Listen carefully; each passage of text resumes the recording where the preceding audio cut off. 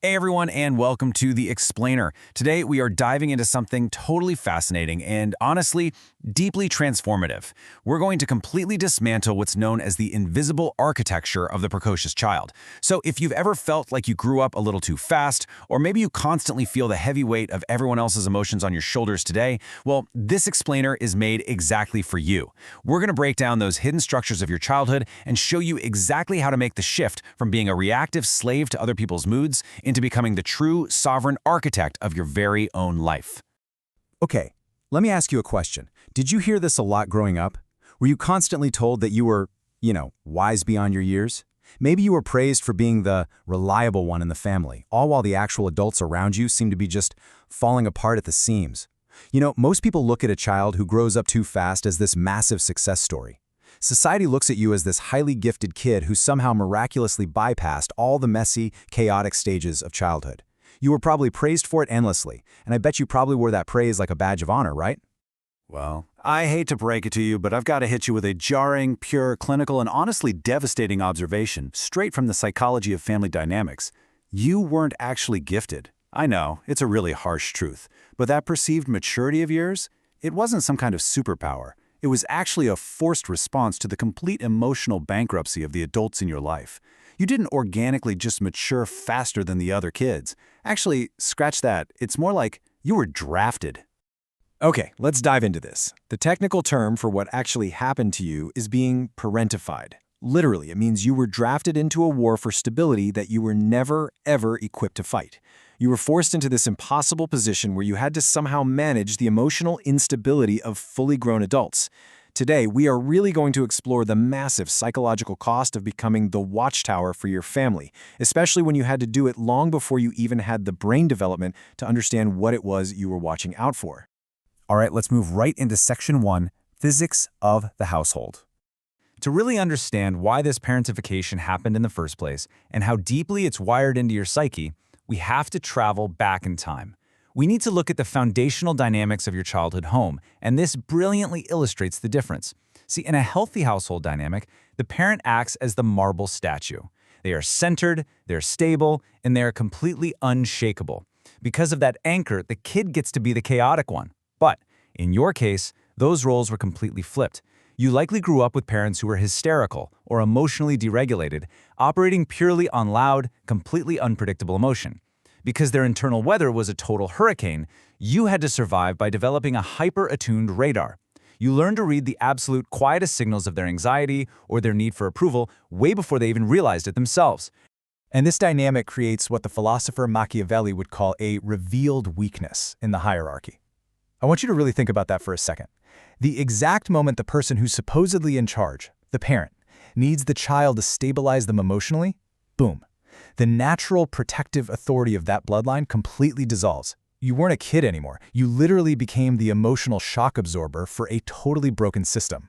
Which brings us to Section 2, the adult certainty trap. Okay, let's fast forward the timeline to right now. We've established the foundation, but how is this childhood blueprint dictating your adult life today? Well, you likely fell headfirst into what's known as the certainty trap. The very first step in your reconstruction is recognizing that your deep sense of maturity is actually just an outdated survival manual. Since your early environment was so incredibly chaotic, you figured out real quick that for your family group to feel safe, someone had to radiate absolute, unearned confidence, even if that someone was literally just a 10-year-old kid. You became the go-to person offering simple answers to really complex problems. And it wasn't because you were inherently some wise guru, it was because certainty is just deeply comforting to weak people. You literally traded away your own natural psychological development to put on a performance of stability. And being a slave to this script has bred some truly lethal patterns in your adult life. Look at how these stack up. You are likely broadcasting need completely invisibly.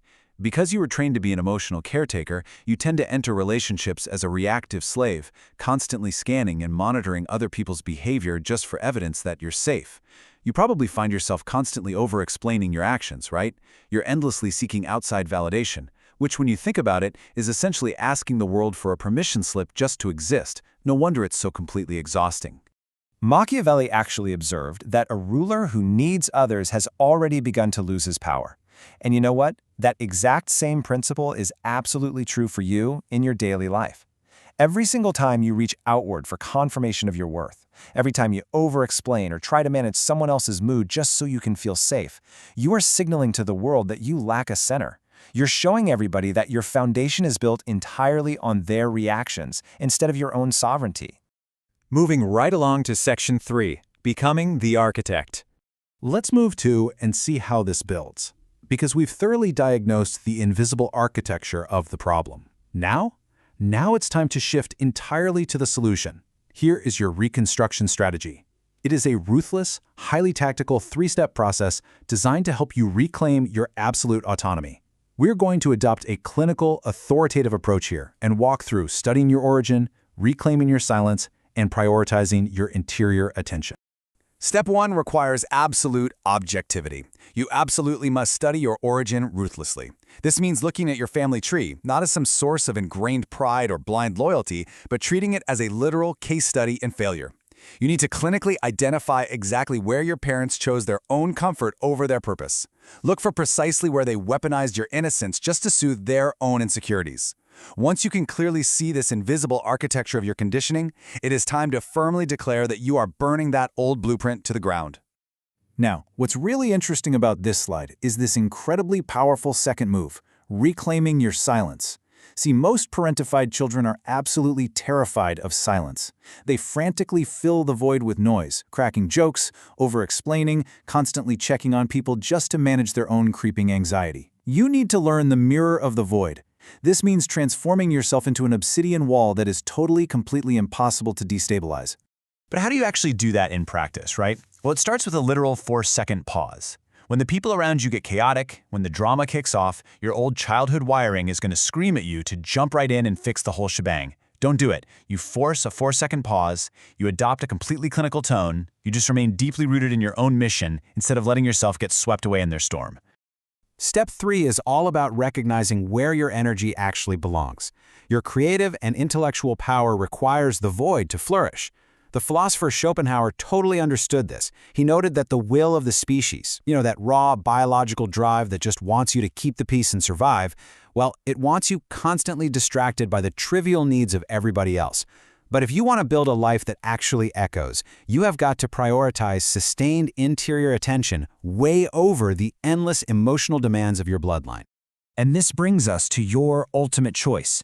Look at this stark contrast. You are no longer here to be the reliable footnote in somebody else's chaotic story, constantly managed by the noise and the guilt of the past. Absolutely not. You are the sovereign architect.